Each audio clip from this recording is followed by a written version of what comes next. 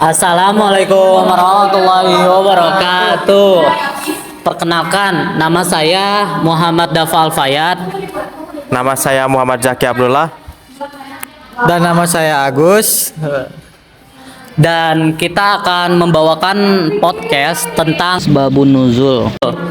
Bagaimana keseruannya dan bagaimana isinya, tonton aja video ini.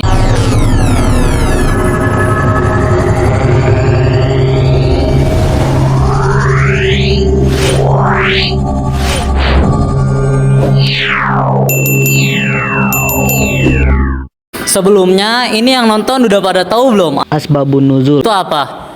Belum? Oh, ya udah. Nih kita kasih tahu aja ya. Asbabun Nuzul itu adalah studi atau ilmu tafsir Al-Qur'an yang berkaitan dengan sebab-sebab kejadian atau yang memicunya turun ayat Al-Qur'an. Jadi, itu setiap ayat Al-Qur'an yang turun itu ada filosofinya tersendiri kenapa ayat itu turun dan bagaimana kejadian ayat itu turunnya itu ada tafsirnya, dan kita di sini akan membawakan materi tersebut. Jadi fungsi asbabun nuzul itu apa sih? Fungsi Asbabun Nuzul. Fungsi Asbabun Nuzul itu yang pertama adalah konteks sejarah, membantu dalam memahami konteks sejarah di balik ayat Al-Qur'an. Setiap kejadian-kejadian atau situasi khusus yang memicu penurunan ayat tersebut. Kedua, penjelasan makna. Asbabun Nuzul bantu dalam menjelaskan makna dan pesan-pesan ayat Al-Qur'an dengan lebih baik karena seringkali ayat tersebut dapat dipahami saat diketahui apa yang terjadi pada saat itu. Meminimalisir terjadi salah penafsiran, soalnya banyak dari orang-orang yang suka mengkat ayat Al-Qur'an itu satu kata doang, tapi ayat itu dijadikan landasan sebuah dalil padahal dia tidak tahu tafsir lebih dalam ayat tersebut apa. Dan itu seakan-akan ayat ini salah karena ayat ini membahas tentang ini, tapi dalam tafsirnya tidak begitu. Itu seperti contohnya. Dan yang terakhir adalah memahami tujuan dan hikmah. Ashabun Nuzul membantu dalam memahami tujuan dan hikmah di balik ayat-ayat Al-Qur'an karena pengetahuan tentang situasi saat itu membantu menjelaskan mengapa ayat tersebut dengan turun. Dengan memahami Ashabun Nuzul, kita dapat menggali pemahaman yang lebih mendalam tentang Al-Qur'an dan mengaplikasikannya dengan lebih baik dalam konteks kehidupan sehari-hari dan mengamalkannya. Bagaimana nih, udah pada paham belum tentang apa itu Ashabun Nuzul dan fungsi Ashabun Nuzul itu apa? Bagus kalau udah pada paham. Dan sekarang saya mau nanya nih ke Zaki deh. Sekarang kita nanya ke Zaki. Zak, bagaimana sih klasifikasi Asbabun Nuzul dan ayat Al-Qur'an itu berserta contohnya itu bagaimana?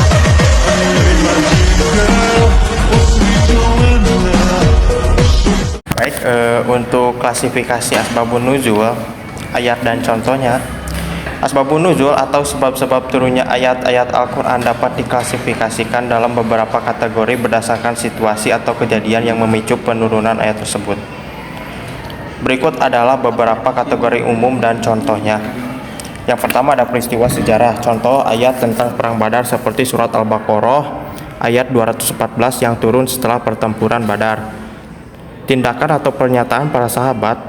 Kemudian contoh ayat tentang puasa seperti surat Al-Baqarah ayat 187. Kemudian ayat tentang hujatan terhadap Rasulullah seperti surat Al-Hijr ayat 95 sampai 96. Kemudian ayat tentang pernikahan Rasulullah seperti Al-Ahzab ayat 50. Kemudian ayat tentang hukum warisan seperti An-Nisa ayat 11 sampai 12. Kemudian ada lagi ayat tentang matahari dan bulan seperti surat Yasin pada ayat 38 sampai 40. Ini hanya beberapa contoh dan terdapat banyak sebab-sebab turunnya ayat yang beragam dalam Al-Qur'an.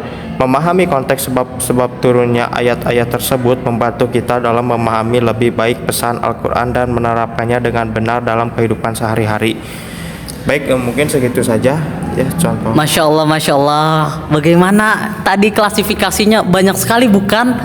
Berarti dalam ilmu Ashabun Nuzul itu tafsirnya itu sangat banyak. tadi dikatakan ini hanya sebagian contoh, berarti masih banyak contoh lainnya dong ya? Tentu saja, tentu saja. Masih banyak contoh lainnya, dan ini materinya belum selesai di sini, dan akan dilanjutkan materi berikutnya nih yang akan dibacakan oleh Agus.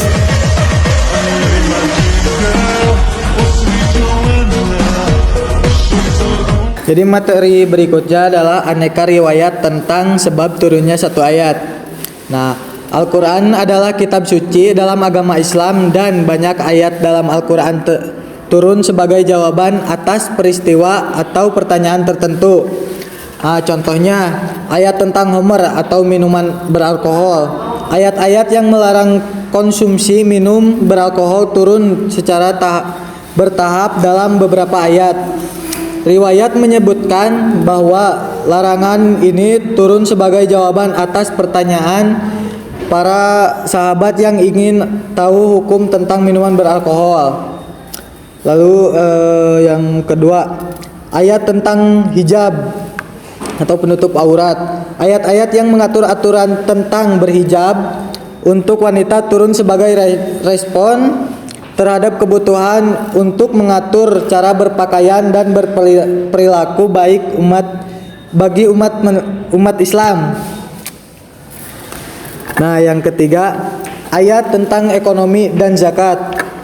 Ayat yang mengatur masalah zakat dan ekonomi dalam Islam turun sebagai panduan untuk memastikan distribusi kekayaan yang adil dalam masyarakat. Selanjutnya, riwayat sebab turunnya setiap ayat mungkin dapat ditemukan dalam hadis dan literatur Islam. Pemahaman tentang sejarah dan konteks di balik setiap ayat dapat membantu umat Islam memahami. Insya Allah yang tadi sudah disampaikan materi ininya bersama Agus, dan juga materi sebelumnya bersama Zaki juga sudah disampaikan ya. Bagaimana nih? Udah pada paham belum tentang Ashabun Nuzul? Jadi kesimpulan yang bisa diambil adalah kalian jangan menjadikan satu ayat atau sepotong ayat itu sebagai dalil utama. Apabila di Al-Quran tidak ada dalil tersebut, maka patokan selanjutnya adalah hadis. Karena hadis-hadis itu adalah membarengi Al-Quran. Kemudian ijma dan kias. Ya benar, ijma dan kias juga para ulama itu bisa. Mungkin udah pada paham juga ya. Jadi podcast ini kita akhirin aja nggak sih? Oke, podcast saya akhiri ya. Mohon maaf kalau ada pertanyaan, silakan kasih aja di komentar, dan jangan lupa like, subscribe, and comment ya. Oke, see you. Subrek yang penting subrek. Subrek.